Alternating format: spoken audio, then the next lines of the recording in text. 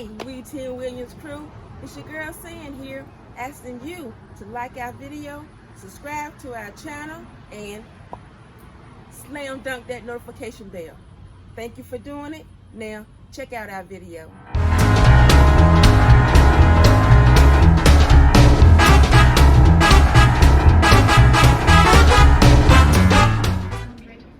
I saw many laying dead, and other women were captured, like me. A time has gone by, but I don't yet know the fate of my brother John and his little family. It tortures me. I know not what the future holds, but I am determined to survive.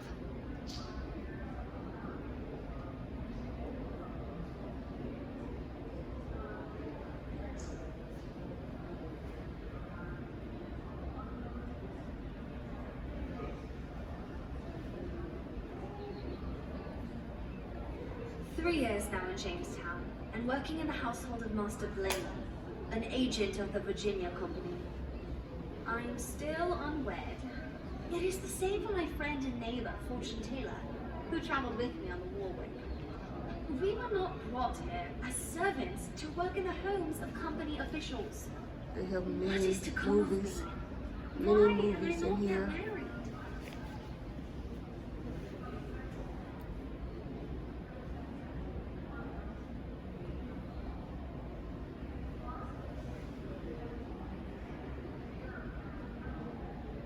Encouraged by my three brothers, I was eager to come to Virginia to increase my marriage prospects and happily find myself wedded to Robert Fisher.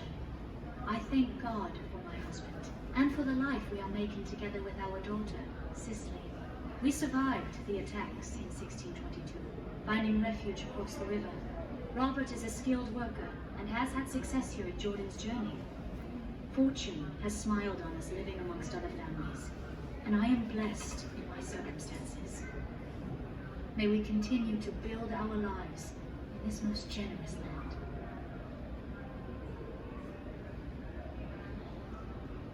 So it's just little mini movies about women in early Virginia.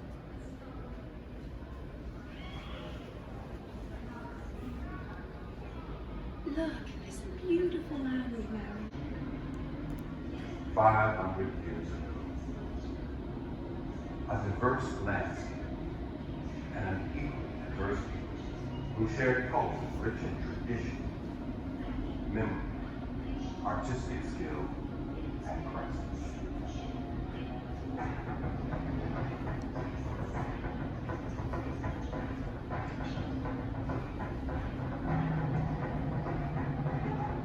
Culture and craft were deeply intertwined. When important African people died, the Akan craftsmen of West Africa created busts in terracotta to memorialize and honor them. The objects they created were valuable for sacred reasons, but they also made objects for trading with other Africans, as well as for trading with people from Europe and Asia. Ivory was one of the most valuable trade goods to both Europeans and Africans. In the hands of African craftsmen, it was transformed into magnificent carvings.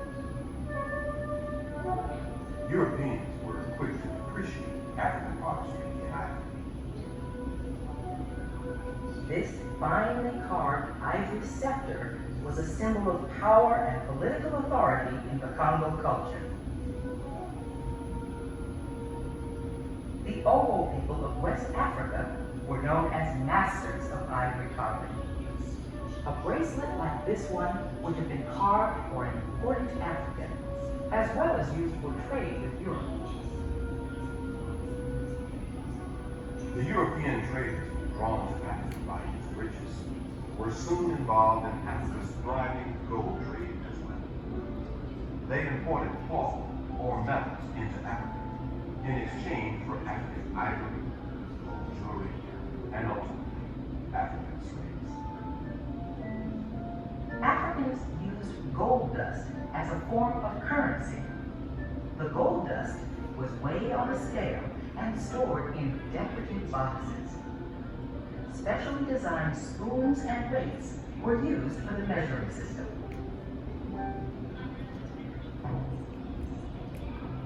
In order to exploit the great wealth of Africa, Europeans established fortified trading centers along the African coast. In the 16th century, the Portuguese established a colony in the kingdom of Uganda and installed their government in the coastal city of Luanda in Angola. Some of the Congolese and Angolan elite were able to mix with the European colonies and adopted the European ways. Political leaders and wealthy Africans often converted to Christianity. This Spanish Corpus Christi, the figure of Christ on the cross, is typical of what European missionaries carried with them to Angola and Congo. As the people of Congo and Angola began to produce their own figures of Christ, the European-style features began to take on distinctly African characteristics, such as this African Corpus Christi with coffee bean-shaped eyes wearing an African garment. Not only religious symbols were adapted by the Congo and Angolan people, Portuguese soldiers fighting in Africa wielded swords with distinctive S-shaped hilts. The Congolese reinvented the sword, not as a weapon, but as a symbol of power and authority, transforming a European tool of oppression into an African object with great symbolic. In West Africa, the slave trade was growing. European settlers, black Africans, taxed, existing Africans, farms and tyranny sometimes. For many of the slave Africans, their last song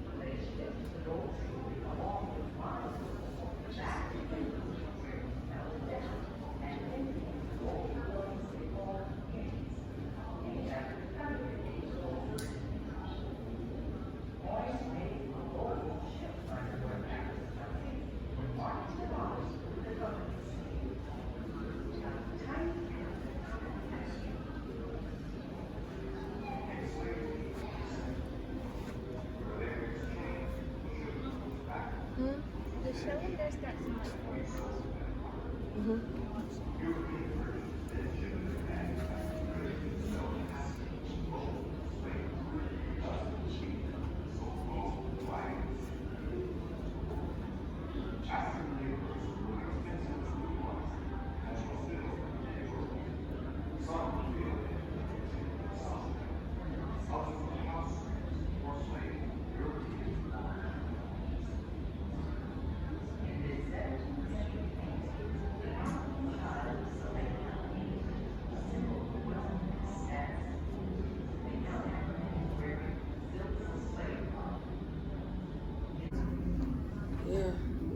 Their beds are short. There's a crater too, for the baby.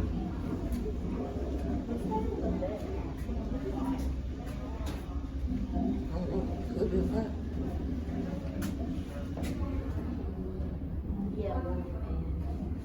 A woman painted in case it's cold. They heat in and put it up under the blankets, I guess, to get the bed warm.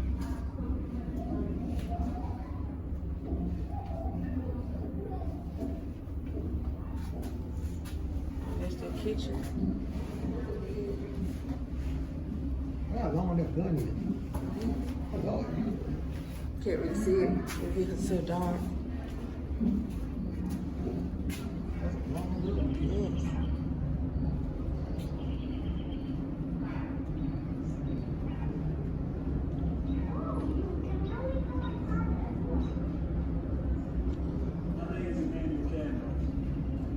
3 different Englishmen owned me before 1644, when the Virginia Assembly judged that I was no slave, but a Christian servant who could earn his freedom. It took more than 20 years, but in 1665, I finally became a free man. 2 years later, I bought 50 acres of land near here. I was lucky. After Bacon's Rebellion, new laws made it hard for anybody from Africa to have the same opportunities as me. Most are enslaved their entire lives and live crammed together in plantation houses like this one. Gotta get back to my farm. Go on in and take a look around.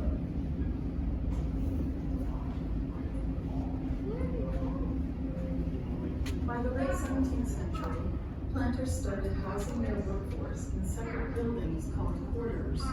Many unrelated individuals lived together. Personal storage spaces are provided by subfloor pits called root cellars. Look in the reconstructed root cellar to see some of the objects archaeologists typically find in these pits. Servants and enslaved individuals could purchase or